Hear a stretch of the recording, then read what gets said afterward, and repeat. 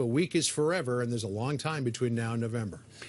Much is being made, John, of the new schedule for the president, which lists 3 hours of executive time in the morning, 8 a.m. to 11 a.m. And the spokesperson was asked about that, this executive time report, and the spokesperson said, ludicrous when the president is up before dawn, wee hours, few hours of sleep. President works tirelessly, results don't lie, spends morning time talking to cabinet, chief of staff, etc. It's out there, and much being made of it in some areas. One thing I could tell you about Shep from covering him on the campaign is that this is a guy who can best any of his aides who are, in many cases, half of his age when it comes to stamina and the ability to be able to keep going. I mean, there's no question the president watches a lot of TV. I mean, he's watching Fox and Friends almost every morning, and he watches a lot of other programs as well. As to exactly what executive time constitutes, I have no idea because we're not there either in the residence or in the Oval Office to see exactly what the president is doing. But I do know that he makes a lot of telephone calls and talks to a lot of people during that time.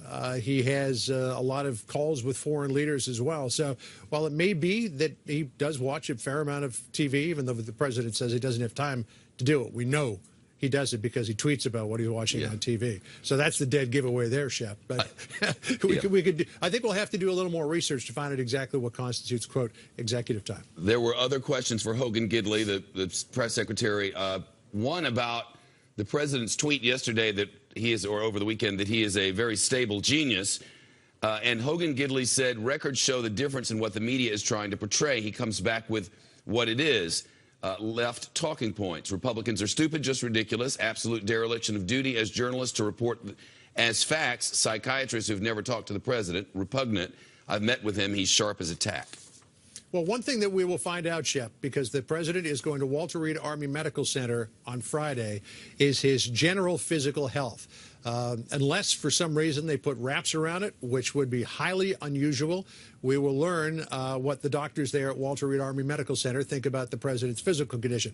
I don't believe that he is set to undergo any kind of mental evaluation, but we will definitely hope to get a baseline, at least, on where he is in terms of his cardiac capacity, how his heart's doing, how his general physical stature is, and you know, whatever else the doctors there are able to tell us. Yep. His advisor, speechwriter person, Stephen Miller, had a notable and somewhat memorable, I must say, encounter with Jake Tapper over there on the CNN yesterday. And the press spokesman was asked about that as related to the book author, Michael Wolff. And the press secretary said, unfortunately, he had to spend time talking about tabloid trash by crackpot fantasy fiction writer. Miller left on his own will. There were reports that Stephen Miller might have been escorted out. Here comes the president on a nasty day in Nashville. Yeah, not a nice day, and all that weather is headed to us here in Washington as well. So the president is going to get it on both ends. From here, by the way, he goes down to Atlanta for the NCAA football championship game, where, as I said this morning, he's going to watch the Bulldogs in an upset victory over the Crimson Tide. Some people may disagree with that. That's the way I see it. And then he comes back, and it'll be doing the same thing here, only probably be sleet and freezing rain as well. So. Well, there's little Bob Corker, as the president once called him. I guess, are they patching things up after the adult daycare comments and all the rest? You know, that was one, Shep, that I didn't think that you could patch up. No. Now, if he patches it up with Jeff Flake, that really will be remarkable. But I remember some of the things that Lindsey Graham and he were saying about each other, particularly when then candidate Donald Trump tweeted out Lindsey Graham's cell phone number. And I didn't think that they'd ever get it back together, but they have, and they play golf together, and they enjoy each other's company. So, look, here's one thing. Here's a little thing I'll let you in on. Bob Corker is an excellent golfer, and he plays a lot at a club just outside of Chattanooga called the Honors Course, which is where they play they've played the Amateur Open there a number of times. And if Trump and Corker can bond on golf, then, Shep, Lordy B, they may just be able to bury the hatchet over their disagreements politically. Well, that would be quite a thing. Coming to Nashville, Bob Corker, favorite son around there, and, you know, nice to see him appearing at least to get along. You know, the one thing that I left out from the press gaggle today, John, the assistant press secretary, I don't know, is that the right name for him? He's a deputy press secretary, Hogan Gidley. asked about Oprah and all the talk, and we'll have more on this in a little while, all the talk about Oprah with a possible 2020 run for the White House. The question, a reaction to Oprah, and he said no. Opponent would face a president, quoting, who has record-setting achievements, unquote. So I guess they're not too concerned about Oprah. It's interesting.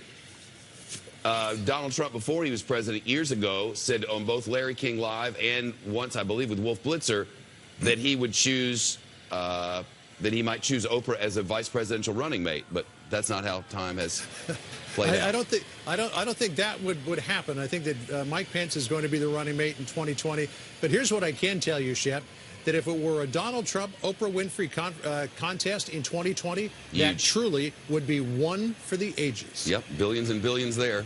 John Roberts, thank you for the stretch, live on the North Lawn. And as we continue to watch the president here, remember, it's about foreign policy.